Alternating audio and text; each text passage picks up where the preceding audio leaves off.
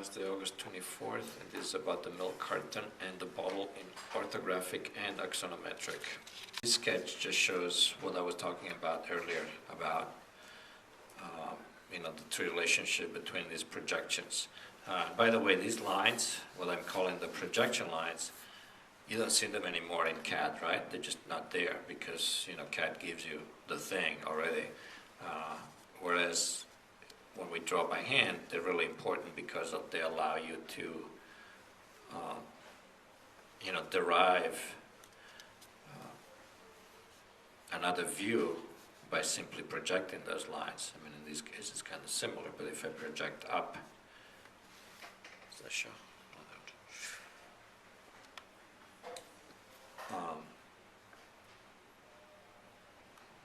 So what you have is you have correspondences that you get by simply projecting lines from one view to the other. Okay.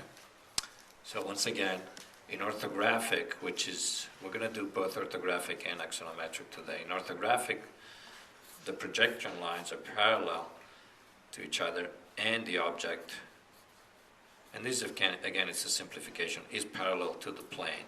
Okay. So in this case, if it's a cube, the face of the cube is parallel to the projection plane. Then the next option with axonometric, which is when we get oblique objects, which kind of look like in perspective, but they're not because all these lines are still all parallel to each other. In this case, the lines are at an angle in relation to the plane, or the plane is at an angle in relation to the lines. Okay, it's the same thing really. And then the last one, of course, is perspective, where you start having the lines converging to different points. Okay, so for the first assignment, so we're going to draw the carton, milk carton, and we're going to draw a bottle. Okay, and we're going to do orthographics of each first. So for the carton, what you do is you need to have, this is going to be very schematic here, but so we're going to call it the front, we're going to call that the right view, the left view, the back, this would be the bottom, and the top. Okay? For the bottle, it's going to be a little different because you really just need two views for the bottle, and we're going to do a top and a front. All right? And then for each,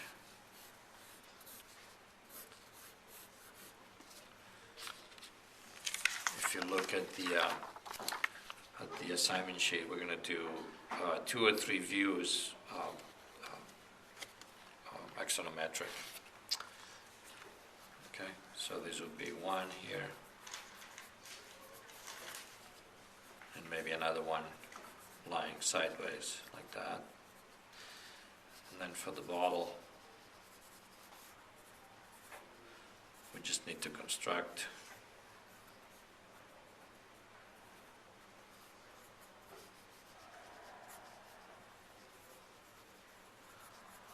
very schematic. So those are the 4 sketches. Now these are really worth like only 5 points, so don't worry too much about them. But try to get your your hand going and your movement going. So let's just say that for the carton, what you need to figure out is roughly the proportion. So you need to block it out, and you need to plan your drawing so that you have enough room. Okay, and depending whether it's square, depending whether it's tall, the main thing is that the relationships are the same with each other, with all the different views. The thing that changes is on top here. So let's just say if I make it like this, let's say that's my front. Well, first of all, you'll find that once you start laying it out, maybe you can do a couple of sketches to see like more or less how they fit, because I'm pretty sure I'm going to be quickly running out of space myself. Okay, that looks pretty good. but you can see the proportion now. That was kind of funny. The proportion is a little off, so this is a little taller, so I probably need to shorten it. Okay, once I get one side, so this is wrong, right? This is much taller than it is wider, so this is not quite right. It's probably even more like that.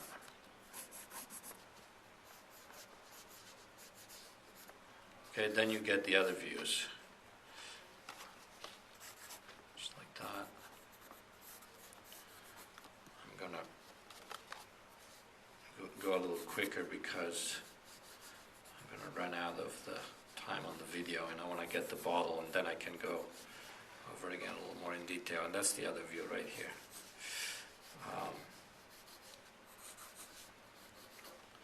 So the bottom would be here,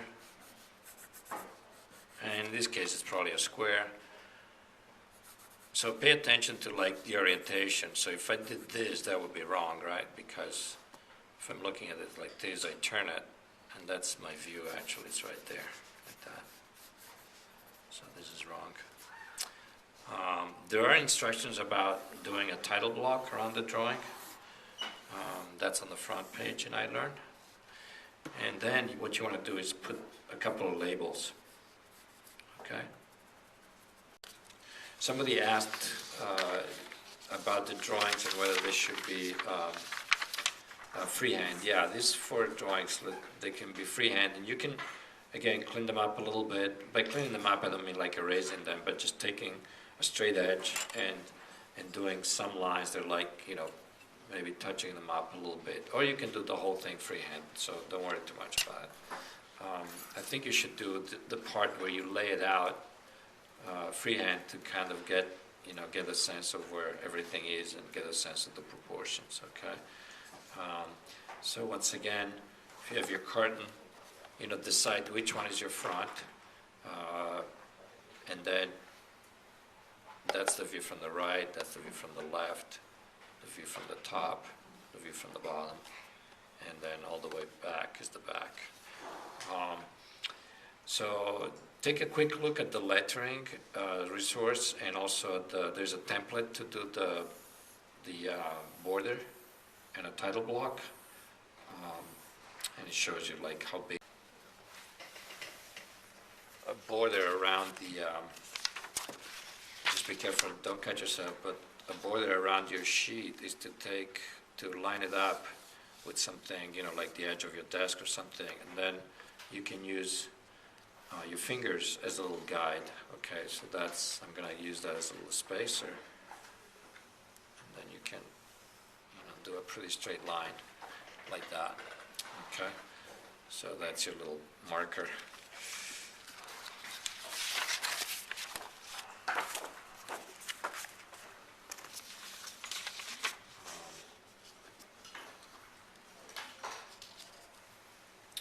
Okay, so once again, the main thing is that your parts are in relationship to each other. So for example, here, this view should correspond, this width should correspond to this width. In other words, this is kind of moving this way, and this is moving this way. This is going this way.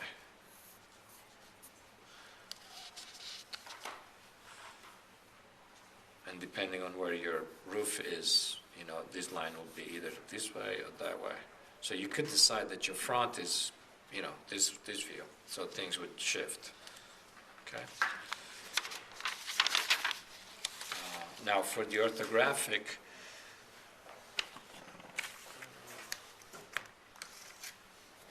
the simplest not orthographic, for the isometric, for the axonometric, the simplest one is the isometric, and that is where you use the angles of your drawing for your, in this case, horizontals, using more or less the angle of your triangle, of the 30-60 triangle. Okay, these are small ones, but you need to get bigger ones, right? And get a set that's pretty good. Okay, so that's one, and then the other one is like that, right? But this is 45. And this is 30. degrees, and this is 60 degrees. And really all that means is that, if you have 360, 45-degree angle is this one. So this one is 45. And then at 30 degrees, since this is 90, would be here.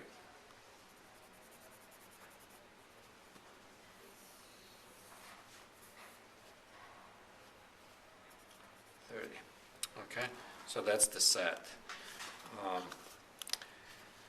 And the advantage of that angle is that, for example, a cube you can easily inscribe into a circle, essentially. And then with the compass you could even draw it like this, and it would give you all these points. You could draw a cube that way. But you can experiment. So let's go back to the one that I drew before. Let's talk about pencils. So a lot of people like the type of mechanical pencil where you just push and the lead comes out rather. So I'm zooming now. You won't see the zooming in the video, unfortunately, because it's a different lens, right? So my preference is actually for this guy, and the reason for that. Okay, let me see if I can see. Oh, this doesn't have anything. All right, let's just take these two. They look pretty cool, huh? When they're so big. And the reason for that is that even though this is small, you can see that I'm never going to get any sharper than that, right? Because that's a set thickness. With this guy, however, which has got I can sharpen it with this gadget, which is it's a little more money, and you have to buy an extra. They have a slightly different model, but you sharpen it this way.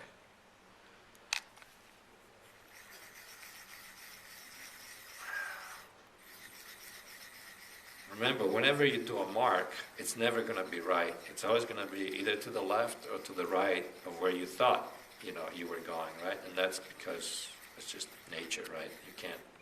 So it's just a question of tolerances and how close you want to be. So there is then a little,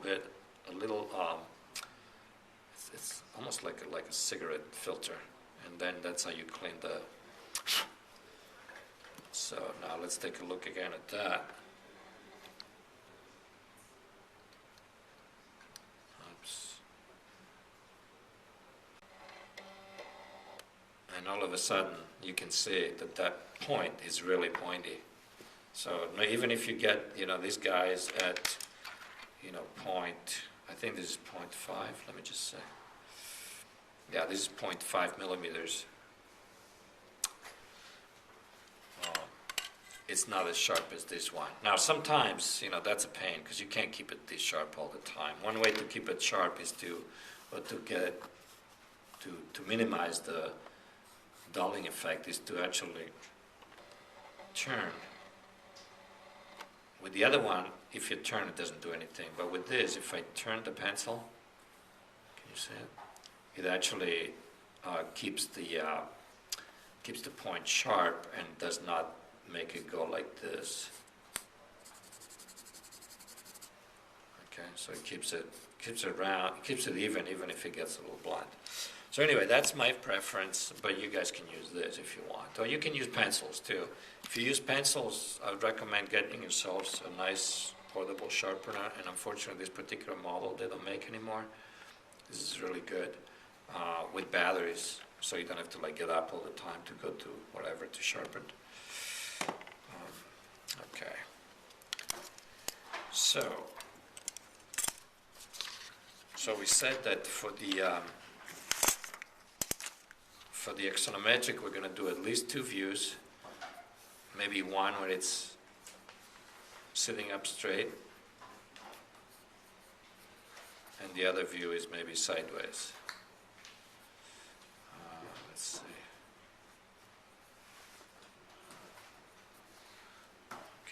And we talked about how, in effect, this could become the sideways view just by turning it like that. Right, so all of a sudden, that's now my surface where it's resting on. Right? It all depends on, oops. Okay, let's move on. So these drawings are already made, so what I'll do is I'll rescan them in this sequence.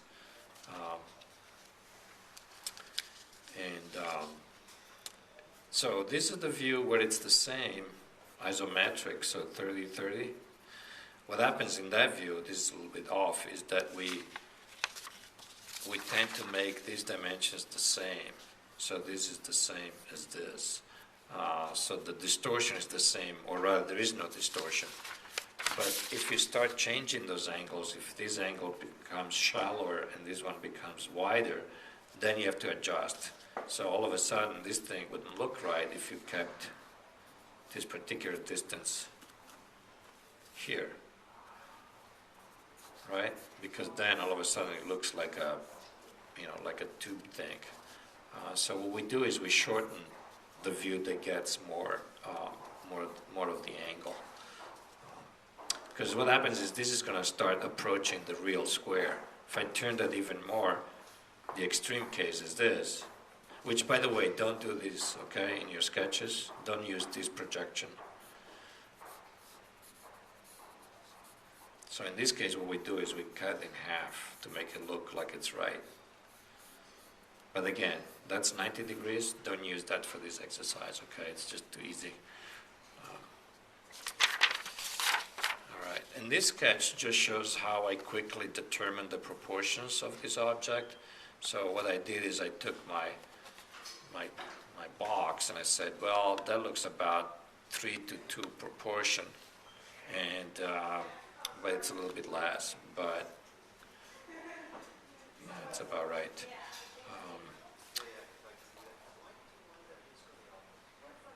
It's probably 4. It's a little, this, of course, since I did this with another carton, it's a little bit different. But anyway, that's one quick way to, double up or triple up to see how big it is without having to measure it. So from my drawing here, I was pretending that it was like 3 parts for the box, and then the roof is like another part, so it goes up, and then this one is maybe half of that right here. So maybe that's here. Okay, so just little tricks.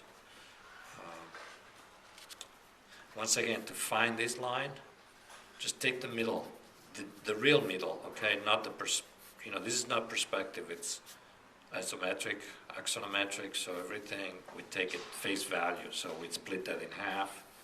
We raise it. So the top of my roof would be there. And then the other lines, again, are all parallel and not converging.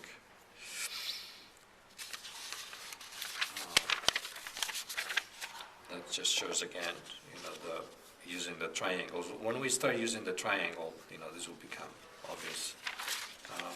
Once again, try to do your lines just for the beginning now. Keeping this motion and not do this. Or if you hold the pencil this way, also you have more room to touch and have a nice support of your arm. If you hold it too close, then you're forced to kind of tilt it, and then you have very little support just on the little finger there. Okay.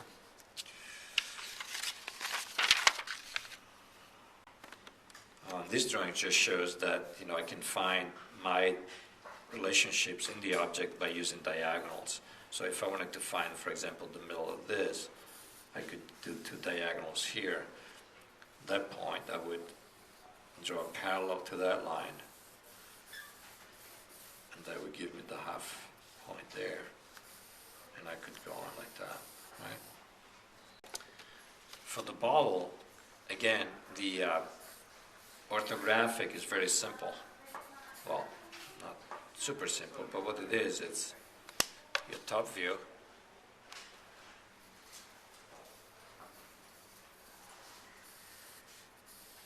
and now I'm already stuck here because this is let's see, that's this much, 1, 2, at least it's about 3 times as wide, so 1, 2, 3. So again, you have to block it out, so you can see my drawing here is going to need to go a little bit further out, my framing.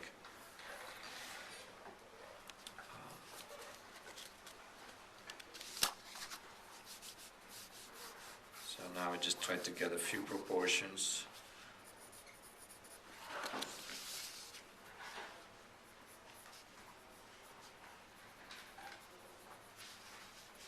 And try to simplify it. I mean, obviously something like this is really, really complicated.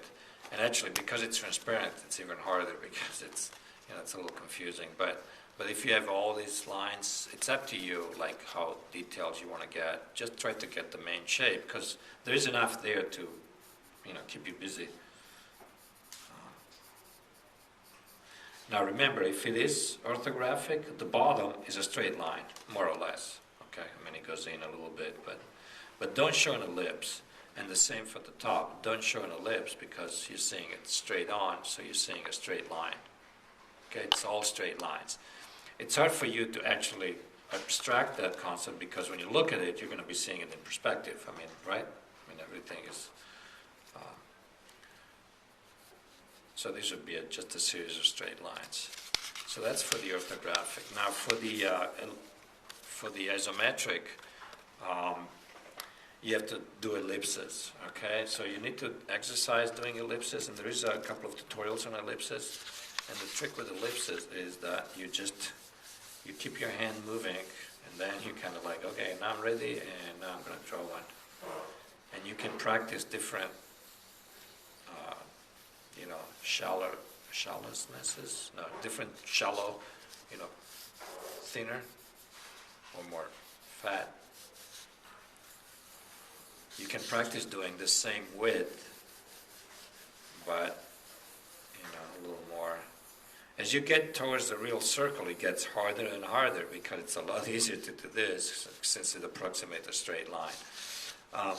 Whatever you do, if you do the ball straight up, remember that the ellipse you draw is always going to be straight like this in relation to your paper. Okay? It's not going to be like that, and then all of a sudden the ball goes like this. That's wrong. So you have two axes, the short one and the long one. So the long one goes with your motion, and the short one goes with the axis of your arm. Okay, so you should just do that. Just do a lot of ellipses. And when you're ready to draw the ball, what you can do, you can start out, let's do one that's straight. So you start maybe by the main axis. And then we pick an angle. I mean, again, the closer you get to being straight on top, the least of an angle you see. So you have to kind of decide how you want to do it. If you did an isometric, that would be about a ratio of about 2 to 1. So if this was the bottom, say, this is about double that, okay? And that might be a good place to start. So if I inscribe an ellipse in there,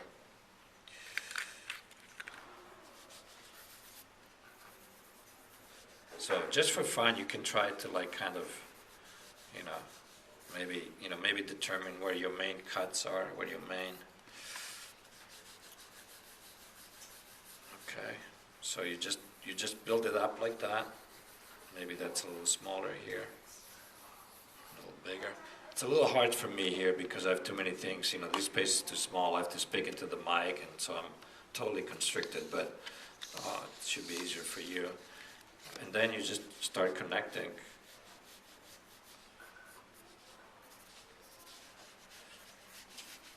So maybe there's a slight curve.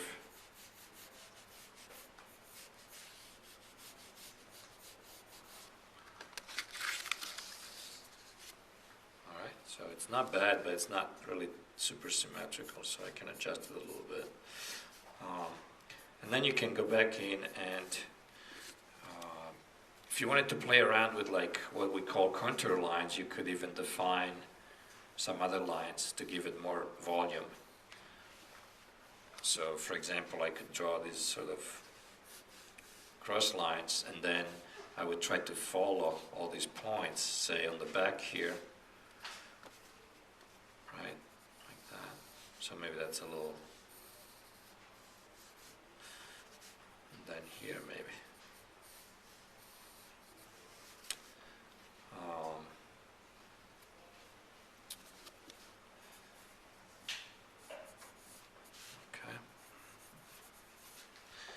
So then, for the other ones, again, just pick an angle, the one that's maybe lying on the ground, and then whatever you do, as long as you pick that axis, the short axis of your ellipse is going to correspond to your long axis in your object. So what I can do now is go like that.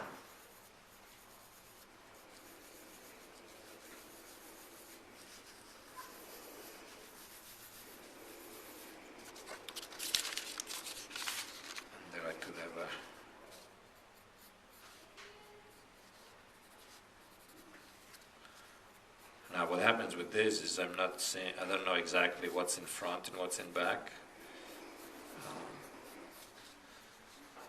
Okay. So then you'd have to fix that by saying, okay, that's in the front, so I'm going to make that. And start letting the other lines recede a little bit.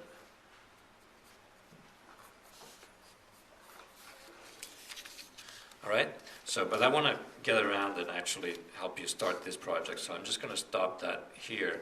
I think the sketch says, the assignment says various angles, so it's up to you, at least two, I would say. At least these two views, but maybe you can have, you can play around with doing some that are like, almost extreme perspective, almost like totally front. Okay, so I'll stop there.